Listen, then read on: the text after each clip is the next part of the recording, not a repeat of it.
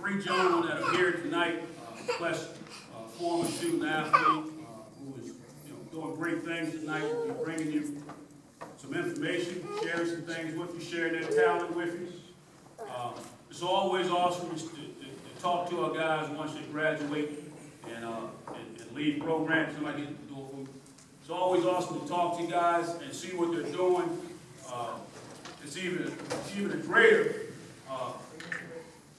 even a greater thing to see them achieving things, and whether it be through Facebook or hearing about it from their peers and so forth, and seeing how these guys, like you guys, come through Soap Opera Academy, and challenges, put their best foot forward, do what they got to do, and then end up doing what all of us essentially are going to do at one point or another, and that is be a family man, be a leader of that family, be a homeowner, be a worker, be an employer.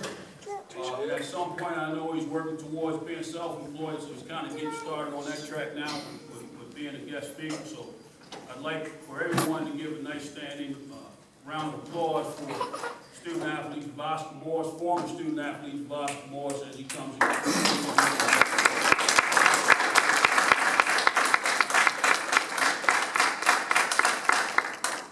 Good afternoon. Good afternoon. All right. My name is Boston Morris, and I'm on my journey of becoming a marathon preacher. I would like to share my story with you. I'm very excited for the opportunity to be here with you fellas. Excited, motivated, hoping my words can touch your life, just like I've had other people come into my life and give me hope, give me inspiration. How this came about, last year I began my journey. I became a maintenance technician, and I started out, I just wanted something to get into as a career. And my mom, I called her, I said, Mom, I'm a maintenance technician. I finally got into what I wanted to do, a career.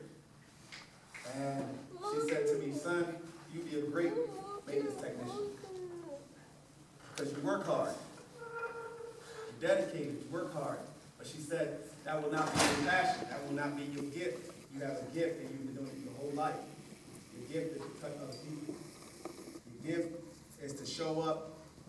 And it's no longer about yourself, it's to show up and impact someone else. So as I come here today, it's not about myself. I feel very honored to come and speak to you guys today. It's a nerve-wracking feeling. I can remember it was last week.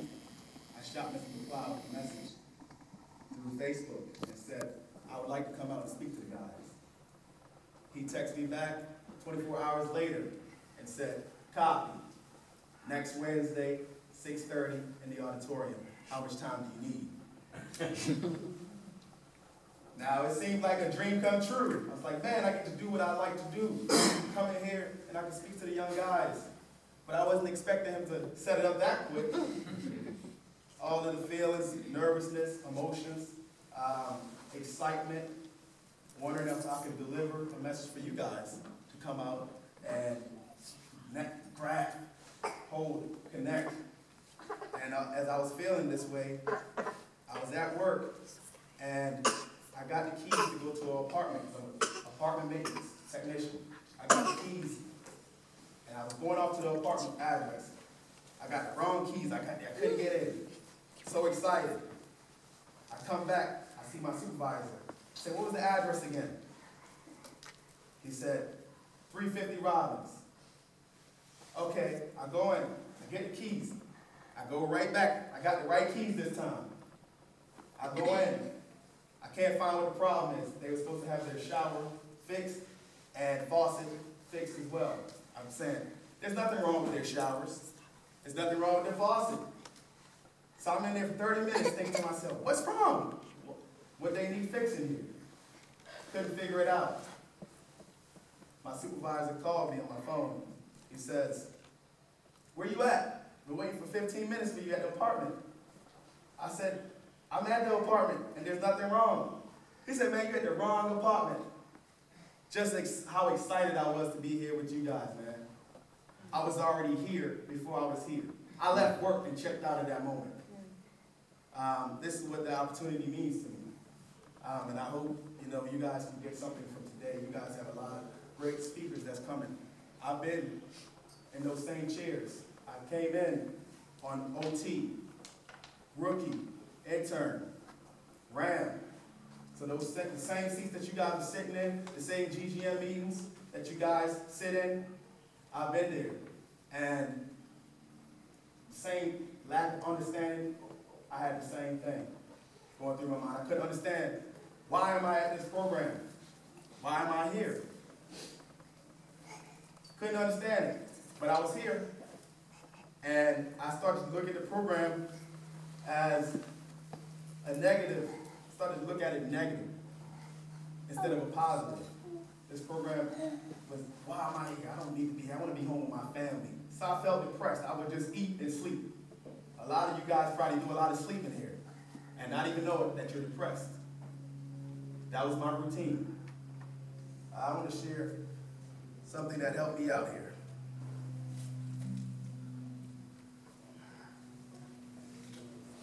This is a song, a verse from a song that gives me hope, gives me strength, gives me motivation. It goes like this.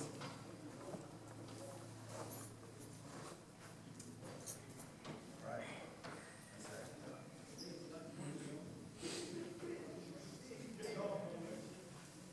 Your spirit, I will rise from the ashes of defeat. The resurrected King is resurrected me. In your name I come alive to declare your victory. The resurrected King is resurrected me.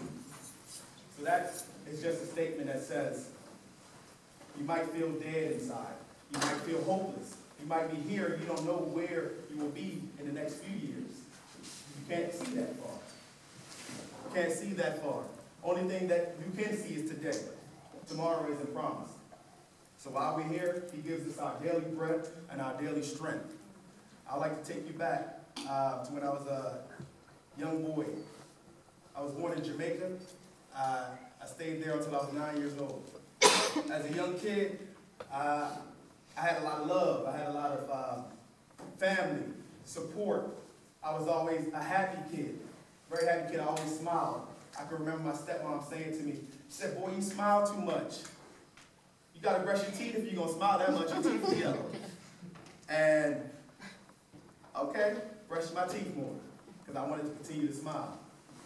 I grew up, Jamaica is not a very rich country, very poor. We never had much, but we always had enough. For school, tuition, it's not free. In order to go to school, your parents, they have to pay for your tuition. That means every September morning, your parents, they have to come up with the money in order for you to go to school. When we needed shoes, we didn't just get shoes. When your shoes fell apart, you took them to the shop and you got them repaired. Took them to the shoe shop. I can always remember my dad always working hard. My dad had a lot of kids. My dad had a lot of kids, 8 or 9 kids that he knows of. But he always worked extremely hard. My mom, she always made sure I went to church. Always made sure I went to church. And Jamaica is very free. You can wake up and you can run wild. Even though my parents paid for my education to go to school, I never took it seriously.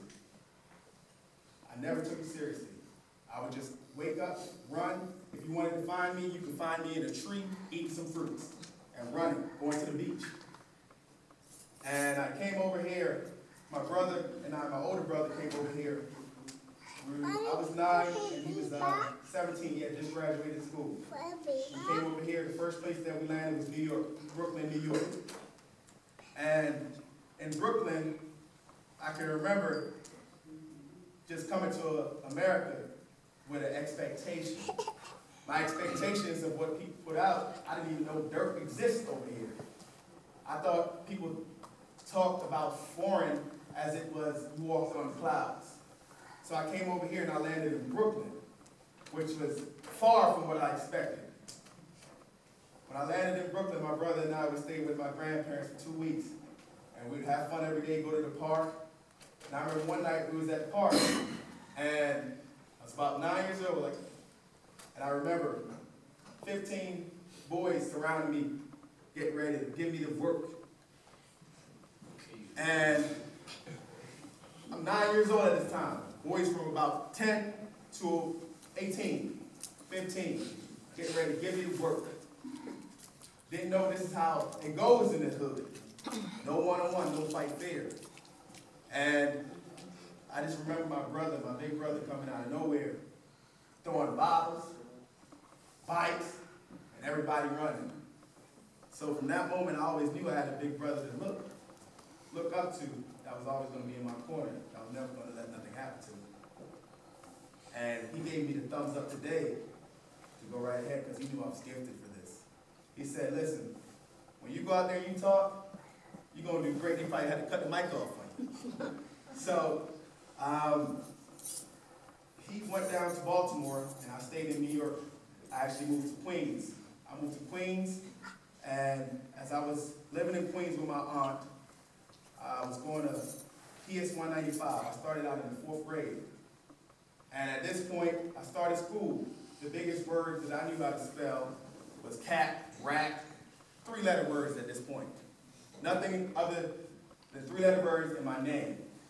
I started out in the 4th grade. I can remember I felt lost, out of place. I was trying to learn the language.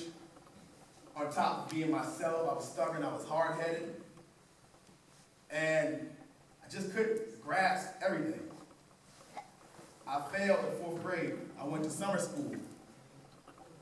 Failed summer school as well. At this point, I'm thinking in my mind, I'm not going to give up because I know how far I came. After that failure, my dad moved us down to Baltimore. My sister and I, we came down to Baltimore to live with my dad and my older brother in a 1-bedroom apartment. So it was 4 of us in a 1-bedroom apartment. And I went to Woodward Elementary. And she was in the 3rd grade, I was in the 5th grade. Now somehow at this point, I passed in 5th grade. And I was getting a little better at grasping things and learning. My sister, she came up in the same predicament, not knowing how to read, understand. She failed the 3rd grade. And I moved on to middle school. I got to middle school, and then I failed the 6th grade. I failed the 6th grade this time, not from not learning, from not going. I missed 70 days of school. My dad would work so hard, he played dad and mom. And he went to work at 2 a.m. and didn't get home till 4 a.m. So everything was left to me to get myself up, get my little brother up, and my sister up. Well, obviously you see, we didn't get up. And at this point, when my dad found out that we missed 70 days of school, the school tried to charge him $50 per day for all of the days that we missed. And my dad is like, you guys go back to Jamaica. I ain't got no money for that. So he bought our plane ticket. He figured a $500 plane ticket to send us back to Jamaica would be way cheaper than that. So he sent us back to Jamaica. Myself and my little brother. He sent us back to Jamaica. And this is where the love of your parents come in. You guys are loved. You guys are special. You guys are gifted. Don't forget that. I had a lot of people come into my life that kept reminding me of these things. You're loved, you're special, you're gifted. It's just when you get to it. I stayed for about a week in Jamaica. My dad called my parents, my mom, and said, send her back up. He left my little brother there and said, send her back up. I came back up and I redid the 6th grade at a different school.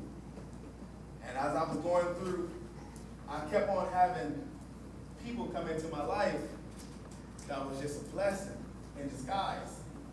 I started playing sports about 6th or 7th grade. I started playing football. And I started noticing I could be really good at this. I could be really good at it.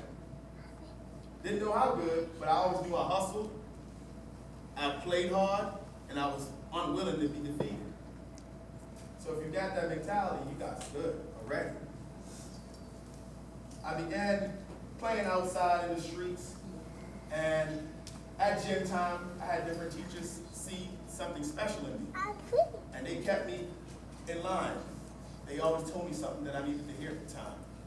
In middle school, I could just remember walking around and, you know, I came back from Jamaica, I started getting real slim, started working out.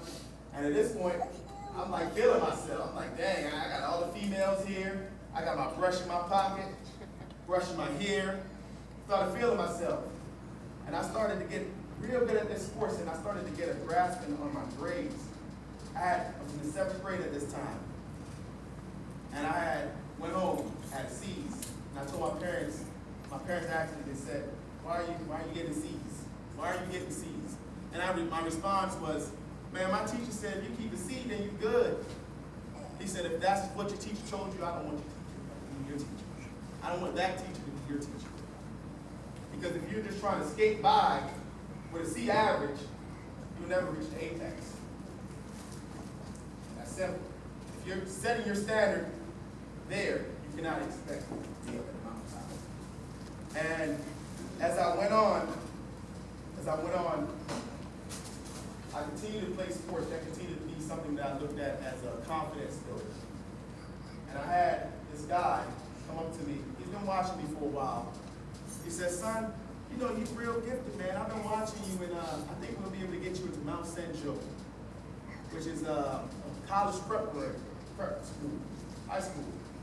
And I took it home to my dad, and I said, you know, this guy's been watching me, and my teachers feel like I can get in here and do something special. All right, Dad said, okay, get the paperwork.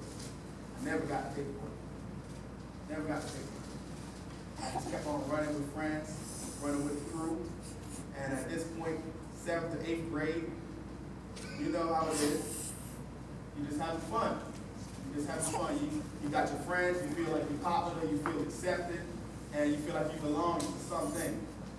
I can remember before before I came to America, my aunt sat me down and they said, you know, before you go off, we just want you to promise us one thing.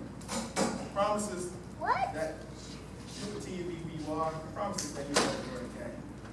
I was in the 8th grade, and I had 2 best friends. One became a Crip, the other became a Blood. So in my mind, I'm thinking, well, that's how the neighborhood's going. I grew up in Baltimore, that's how the neighborhood's going.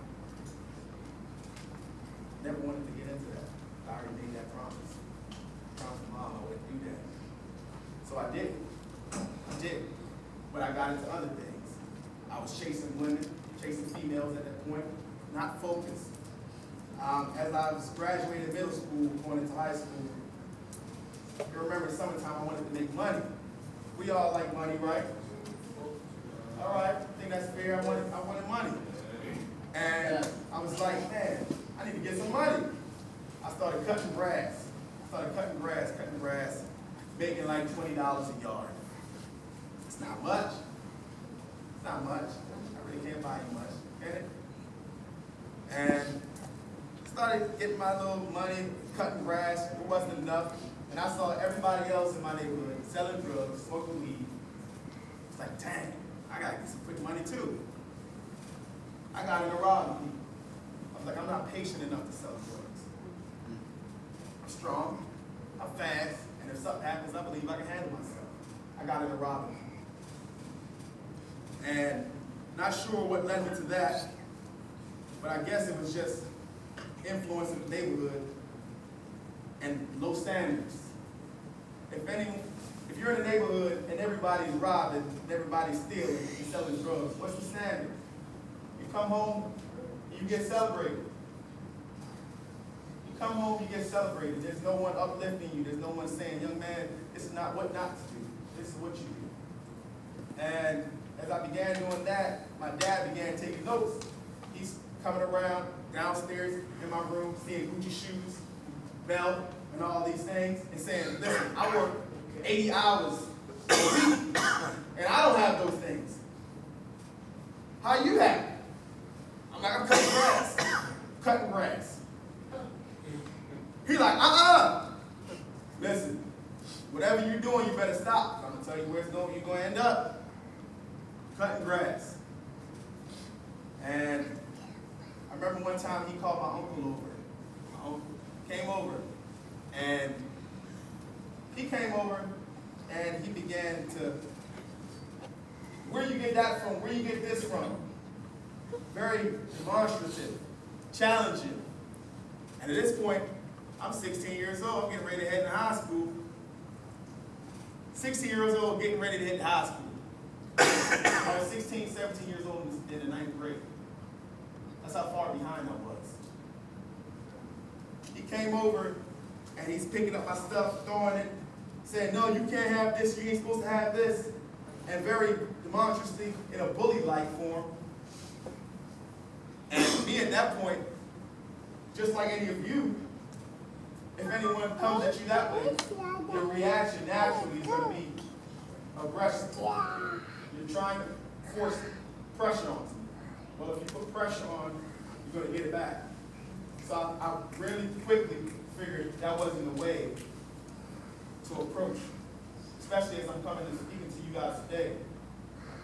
Can't be forceful. Can't tell you not to hang out with your friends. I can't tell you not to do this. I can't force you to do anything. That's going to be up to you. But I just hope that you have the knowledge and the smarts to figure this ain't what's best for you. As I got into high school, I remember I always kept C average. I was like, keep C average. That's good enough. Boys, they began playing football. I was still chasing the girls. So I would come up after I'm done chasing the girls, and I would see them practicing at football practice.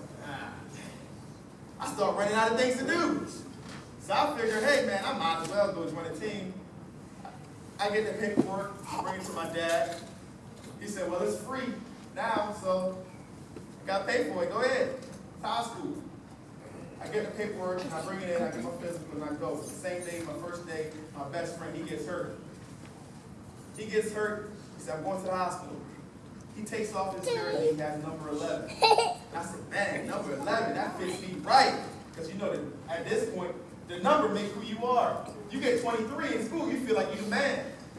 You got a basketball team, you get 23, you're the man. That's not right. You make the number. The number gonna make you. That's not how I thought it. And I began to play. And as I began to play, started getting practice time. Practice time with the team. I always realized my coaches was harder on me. So why does he feel like he's trying to hurt me? Why does he feel like he's trying to hurt me? My coaches are pushing me that much that I felt like they were trying to hurt me. Right. But my instincts always stayed with me. My instincts were never be out hustle, never be out work and give my best, give my all. And if I fail, I'm satisfied with it. And it did. I came every drill first, bear crawl, whatever we laid out, I came first in. I didn't start the first couple games. And I remember just going to practice and thinking to work hard. Just work hard. And it was right in the third game, coach put me in. And from that game, every day I started. Every game I started. He began to see something special in me that I didn't see in myself. Now I understood why he pushed me that hard. I understood why he pushed me that hard, because he saw something special in me. And as we went on, again, I didn't want to learn anything. I didn't want to learn anything at all. I didn't want to practice. I was undisciplined, unfocused. I was only really willing to give 25% of something I enjoyed to do, just because I felt like I was talented enough to do it. I felt like I was talented, and I only wanted to give 25%. I didn't want to learn. Here's the playbook, son. Learn it. I'm ready to play. And every game I performed just on instincts. Natural instincts I performed. I performed well. And I can remember just one practice. It was a practice before a game. My best friend and I was like, wait, we don't want to go to practice, man. We got volleyball. It's a volleyball game upstairs. That's where the ladies at. That's where you want to be. So we went to the volleyball practice upstairs. And while we were at the volleyball practice, my head coach come in. I hear coach come in, he says, okay. You guys are not playing. You guys are not playing. Game was the next day. We showed up to the game, and he had 2 replacements in the game. Well, he had 2 replacements at warm-up going through drills. And as they were going through the drills, my replacement that he had in that warm-up, they ran 3 drills. And he said, son, come on out here. Go ahead in there. Just because of talent. Just because of talent. Talent can only get you so far until you need hard work. And as time goes on, I end up getting myself jammed up for a robbery charge. Get myself jammed up right in 9th grade, toward the end of the football season, with a robbery charge. I get put on probation. My dad got a lawyer for me. They put me on probation. I had a ankle box on my leg, walked around. Everybody thought it was cool. They said, man, Pepsi, that's what they call me, Pepsi. Man, Pepsi got the box. Pepsi got the juice. Don't mess with Pepsi. You know what I'm saying? So at this point, you know, you walking around, you got the ankle box on. People already know. He ain't, don't mess with him. You know? So as I can only go to school and back home at this point. School and back home, thinking, how can I get out of this house? How can I get out of this house? All right, you know what? All right, guess what? I'm going to go play basketball. I can play basketball. That means I get some more time out the house. So I got on the basketball team. This is my first time on an organized team. Got on the basketball team. And it's my first time playing organized ball. Then again, instincts kick in. Not sure how to play organized ball, but instincts kick in and take over. Didn't start until the 3rd game. First game, got a little burn. Second game, got a little burn. Now the teammates are saying, why is he playing?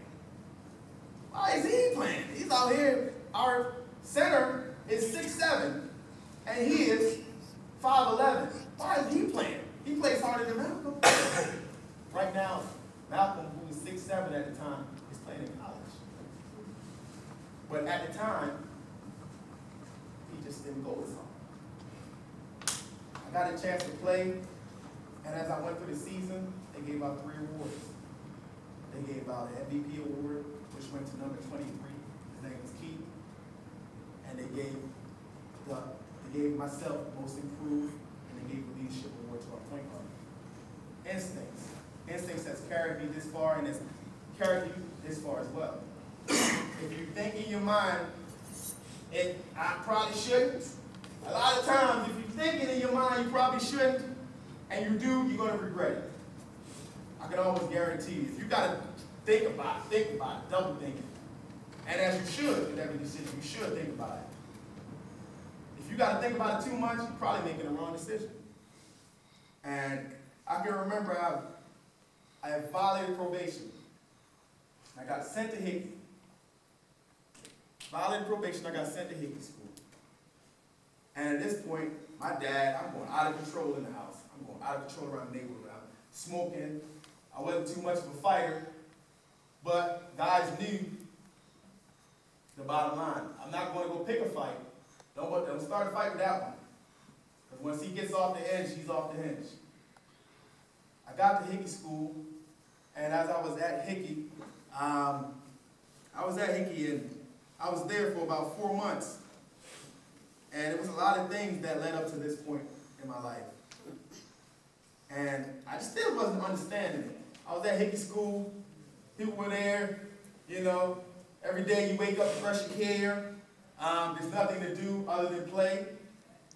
Every time in my life, I can remember I always had someone that come to my life and said, young man, you're special. You got a future, man.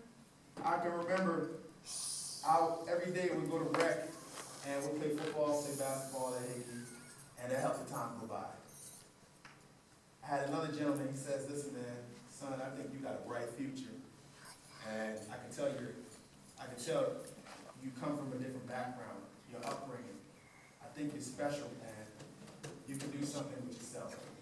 I had a lady, come to me and she says, son, you're different. You carry yourself different. You're very mannerable. Why are you here? You don't fit in. Okay. Now, I had a good buddy of mine that was in the program, Mickey, with me, and he said, you know, we're going to go to a placement.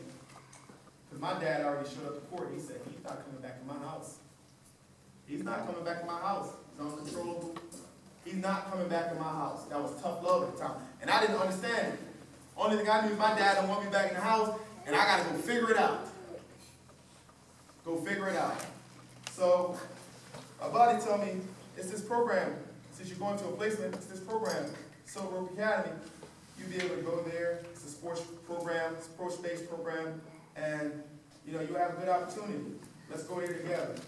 I remember I had my interview. The interviewers came down. I believe his name is Westfall. Yeah. The interviewer came down, and I had a couple different people interviewed, and it was this one lady. This one lady said, she was asking me a couple questions. I was answering all the questions that she wanted to have answered. And at this point, she asked me something.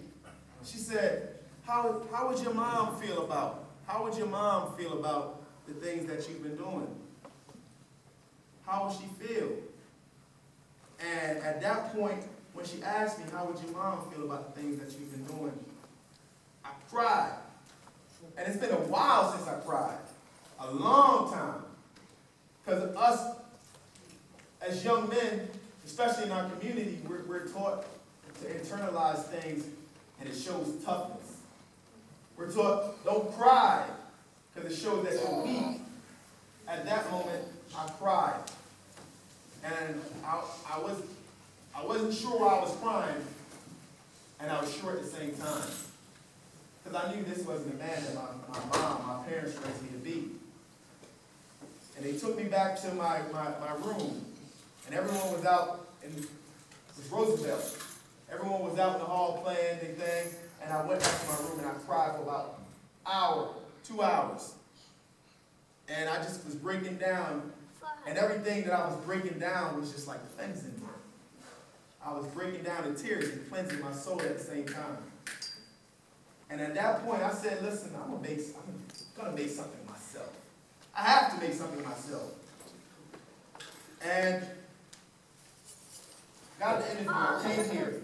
The first place I went when I got here was Georgetown. And it was one of the coach counselors at that time. His name was Skip. Skip was here. And he said, young man, what's your goals? What's your goals while you're here? What's your goals? You have some goals? I said, yes. I said, I want to get my GED, and I want to get a job. I began to gain some clarity at this point. Get a job, and get going. And as this came about, I went up. My whole life, I felt like I underachieved when it came to education. I went up and I took the placement test, and I told her, I said, her name is Ms. Hollenberg. If you see her, she's on the picture up there. She's going to be the lady in a second.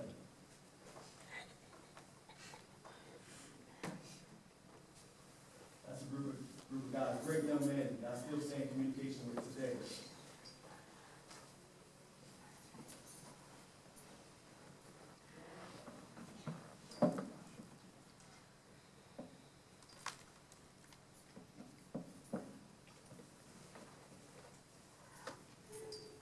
That is Ms. Hollenberg. That lady still works miracles in my life today. She still works miracles in my life today. Great woman. She told me, I told her, I said, I want to get my GED. And she said, go ahead and take your placement test, and then we'll go from there. I took my placement test, and I scored very high on my placement test. She said, can't let you get your GED. I want you to stick it out and work hard. I want you to get your diploma, get your high school diploma, get your no GED for you. I said, okay. I didn't know this lady, but I believed in her. And I could see she was real. We only going to connect with people that will feel like that's upfront and real with us, right? If you ain't upfront with us and you a phony, I'm not listening to anything you're saying. So I began, she mapped it out. She says, we can get you through, in a year and a half, we can get you through the 10th grade, 11th grade, and 12th grade. All right, let's get it. I began just working, getting honor rolls here and there. I started building my confidence, my self-esteem started going up.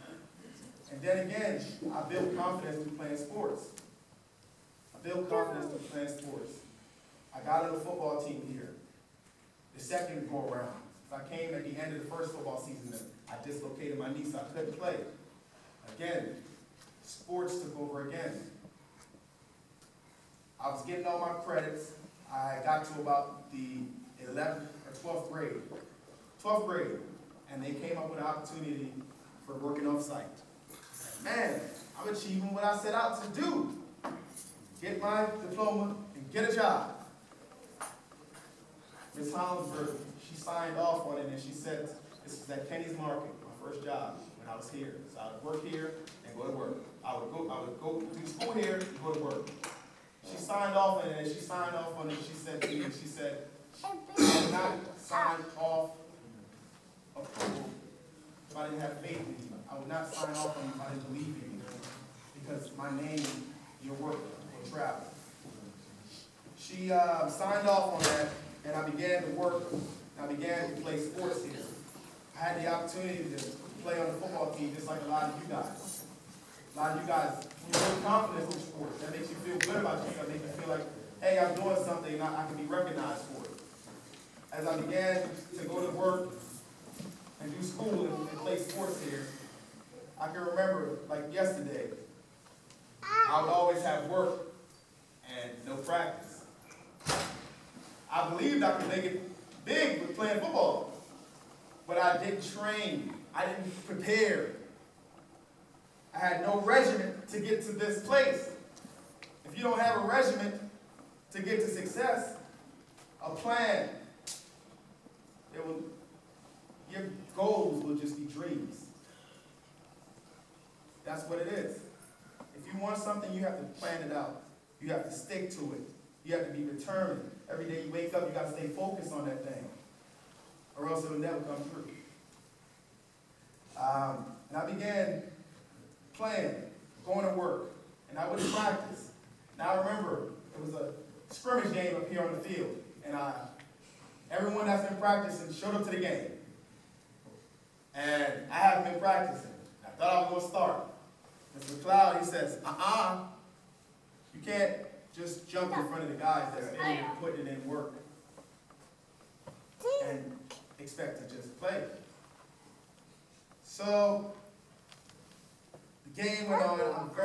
I've noticed I've been very selfish.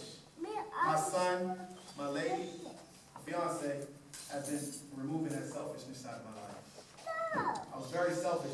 I sat there, I pouted. I'm like, man, I know I'm more talented than all these guys out here. Why can't I play? I'm sitting there, my team is playing, and I'm just not even paying attention. He calls my number, he says, "When?" I get in the game, maybe the first and second play, the running back come out the hole. Light him up, boom! Maybe 2 plays later, we have a different running back on a jet sweep. I'm on the left side, he's coming on the right side on a jet sweep. Hustler all my life. All I know is instincts. Go get him. If he got the ball, go get him. Cut across the field. Meet him in the ditch. Boom! Knock him out. And as I began to celebrate, Woodlawn, repping my neighborhood, all over the guy. Woodlawn, I take off my helmet. I jump on the cart.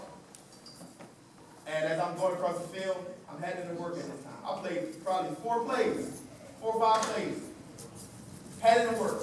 As I'm heading off the field, they had a lot of fans there at the game. A lot of their fans were cheering and saying congratulations and saying you're a good player. In 3 plays. And just from maybe those 3 to 5 plays that I was in the game, I don't know how, but Kevin McLeod said, all right, without practicing, you're in. You're in. Go to work, show up to the games. I didn't remember one play. I had a playbook, I can't tell you one play. Not one. Only thing at this point that I knew was instincts. And the instincts was, if you got the ball, run it. If you don't have the ball and you're playing defense, find the man with the ball and take him down. That's instincts that's followed me my whole life, and you guys have to follow me yourself. Instincts have took me this far. Instincts led to me going to work every day from something I saw my dad do. Instincts led me to being selected as the first All-State as this program. If I had dedicated myself, maybe I could have took what I thought was a vision, a talent, further. But I didn't prepare. I thought I could just show up and be great. Show up and be great. It doesn't happen like that. You can't show up without preparation and have success. You got to prepare, you got to plan, you got to be dedicated, you got to train. You got to train for whatever you want and stick to it. I didn't realize that. So I missed my opportunity to do something special. What I thought I should be able to do and will be. I look at it today as something that maybe I can invest more time into my son if he would like to do that. My dad is the most important man in my life. My dad works hard to support us. He wasn't able to come to games. My dad came to one football game, one basketball game, and I played in plenty. I wasn't able to have that support, that's motivation behind me. You guys, I'm not sure if you did as well. But while you're here in this program, don't view it as a negative. It's all in the lens that you view it as. If you view this program as a negative, it's going to be a negative for you. If you view it as an opportunity, as a change, something to save your life, without being uncomfortable, you can't grow. You can't grow if you're comfortable. You're in the same neighborhood. You're used to it. You want something different, something new, you got to be willing to be uncomfortable. And I left here. This is coming from being selected All-State and being the valedictorian of my class in 2011. That's coming a long way. It's coming a long way. I graduated from this program. I achieved my goal that I set out to achieve. My goal that I set out to achieve, I said I wanted to get my diploma and I wanted to get a job. The same day I graduated here, the same day I moved into my apartment in Tonytown. The same day, but just with focus and support and dedication. I saved.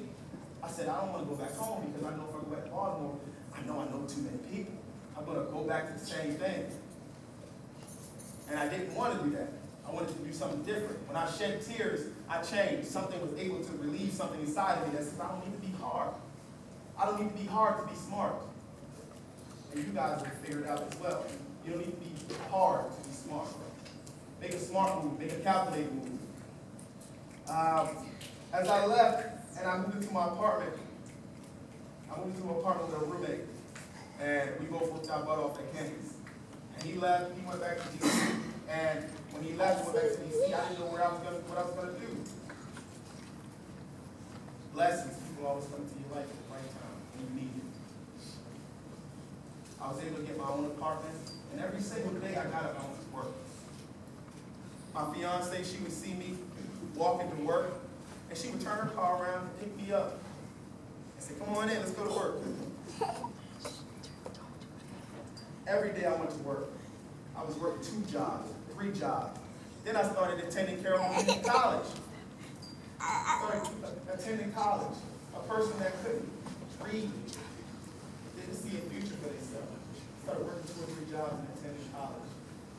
And it became an opportunity for me that I was just like, I was not going to accept failing as an option anymore. I wasn't looking that way. And as I began, I started to figure out, man, school isn't for me. I said, school isn't for me. I had a hard enough time getting through the 12 years I had to do. So I removed myself, and I began to just work. And I was about 20 years old at this time. I said to myself, I'm 20 years old, I got a 5-year plan. If you don't have a plan, set a plan. Set a plan for yourself. If you don't have a plan, you don't have a destination. You just don't end up somewhere. None of you guys plan to end up here. If you don't have a plan, you don't have a destination. I was able to get good people in my life, and as I started to grow, I started to change. My thinking started to be different. I was 20 years old. I said, by the time I'm 25, I want to be in a career job, a career field, and I want to be a homeowner. That's a lot for a 25-year-old. That's a lot. But it didn't matter because I had big goals and big aspirations. I turned 26 last week. Last Saturday, I turned 26. I have a 4-year-old son and another on the way. And the plan is, before the baby is due, August 4th, to be in this home that we looked at today. That's the goal. That's the goal, buddy. That's the goal. And I want to say, just want to let you guys know, man, you guys have a lot of support here. You guys have a lot of support. Endless support. It's just how you want to look at it. Big Sam back there, he was here when I was here. You remember me. I remember him. Good guy, man. A good guy. You guys have endless support, endless outlets. It's just when you want to decide to take advantage of it. When you begin to find yourself, you realize, I don't need that crowd anymore. The crowd I used to think is my crew. Why are you here? How many of your crew members are here to see you? Not a lot. You don't need a crew. You don't need no one but yourself.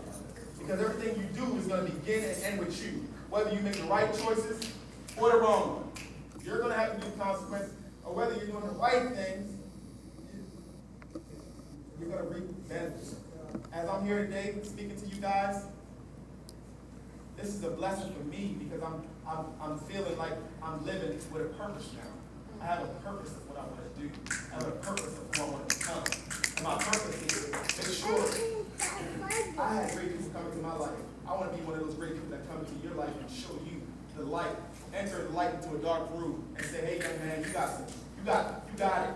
You're gifted. You're loved. You're blessed. You got a chance. You got a chance to be special, man. That's my time for you guys today.